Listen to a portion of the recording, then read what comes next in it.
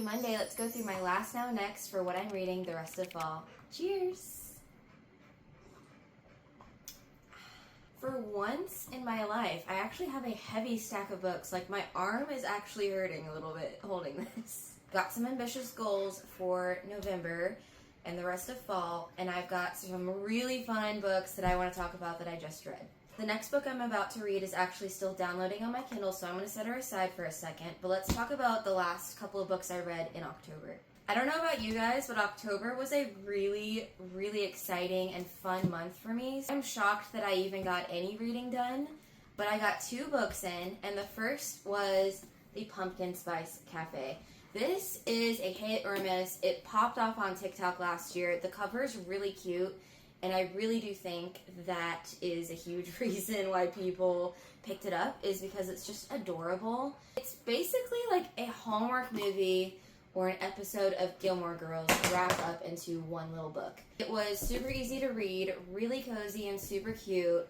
I gave it 3 out of 5 stars because the writing wasn't the best, obviously. I'm not usually a grammar police or a huge stickler for writing levels or anything like that. When it comes to the point where it kind of distracts you from the story, that's when I start to lose a little bit of my interest and take a little bit of my stars away. For instance, in the beginning, literally only the first 20-ish pages, the author just used the same mundane phrase over and over again in her dialogue.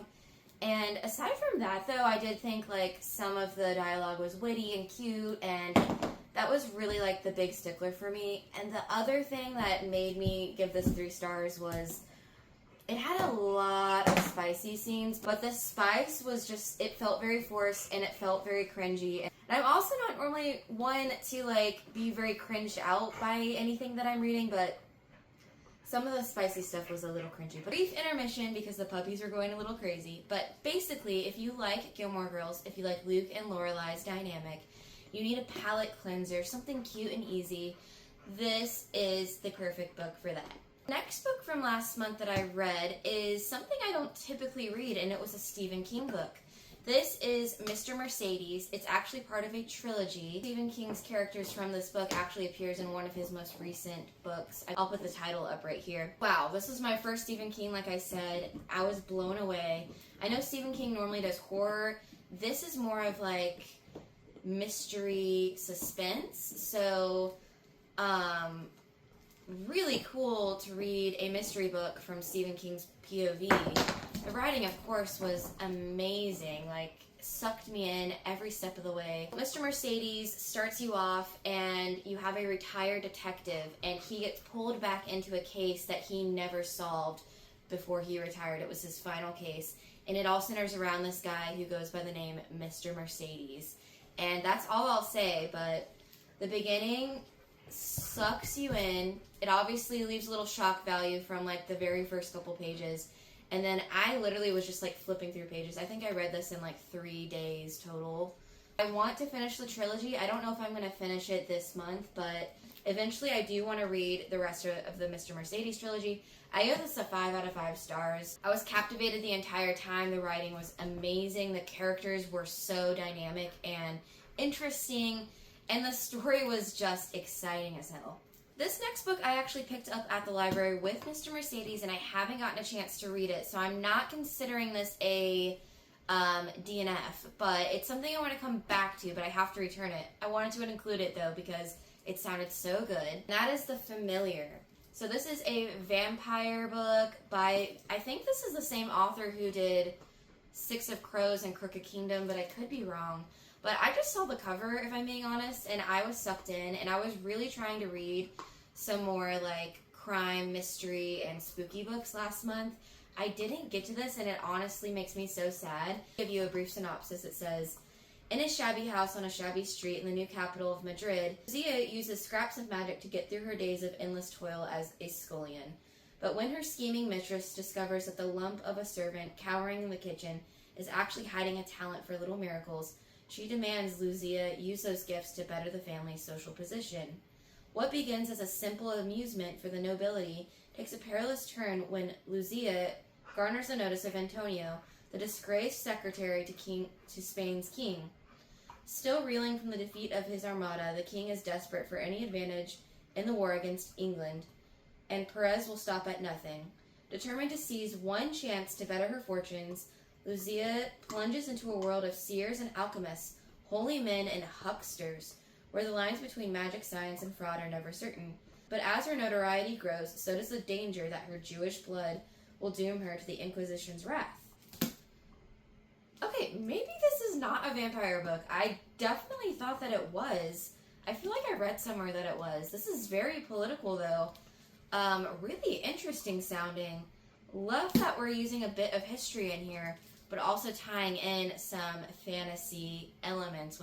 Yeah, so I definitely think I will pick this up, and that actually kind of excites me that it might not be a vampire book, because then I won't feel so bad for not finishing it in October. If you've read this, though, let me know how you liked it and what you rated it. Alright, so for the rest of November, I've got 3 options. I know I only have 1 book, but I've got 3 things I would like to finish. The first is Pumpkin Spice and Everything Nice, because it's still fall. Here in Virginia, where I live, the leaves are actually changing for once. It's like a crisp breeze in the air every day. It's really rare for us here in Virginia Beach to have that, especially right now. It normally takes forever for it to get cold, so I'm really vibing with the fall weather right now and definitely want to read a fall cozy little book. I picked this up for September's $5 book special at Barnes & Noble's Cafe, and I haven't read it yet because I wanted to save it for right around Thanksgiving. So this is another cute, cozy little fall book, just like the Pumpkin Spice Cafe. I have a feeling it's going to feel like, again, a Hallmark movie. It's about a young girl who works at her mom's coffee shop where they sell pumpkin spice lattes, and she actually hates pumpkin spice lattes.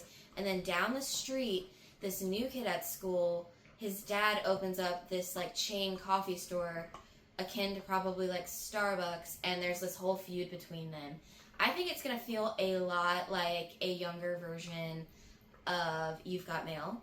And I love that movie. You've Got Mail is actually one of my absolute favorite movies, especially this time of year.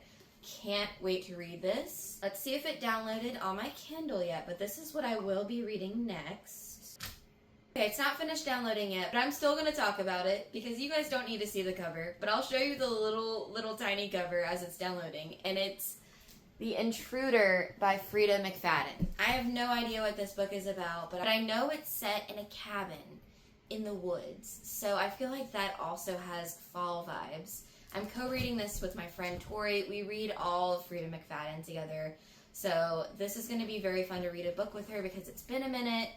Frieda McFadden also is just such a good palate cleanser. Her books are super easy and quick to get through and just exciting to read as well, so I am very, very excited for that. Now, what I am most excited for, though, and what I have waited so long to read is, drumroll, I'm finally reading the Outlander series. I have gone back and forth on how I want to read them and what book cover I want to get for the series, but I've ultimately decided, because I've been recommended so many times from when I watched Outlander for the first time this year, that I need to listen to the books. And I think that is going to be great because they are kind of long. I'm going to try listening to the first Outlander book and see how I like it. And then what I've also decided is after I finish each Outlander book, I'm going to rewatch each season that goes along with what book I'm reading. So definitely follow along for that journey because I love Outlander and fantasy. So it'll be good to jump back into some more fantasy. Thank you as always for watching, guys. Please let me know what you're planning to read for the rest of fall and what you love reading in October. Bye!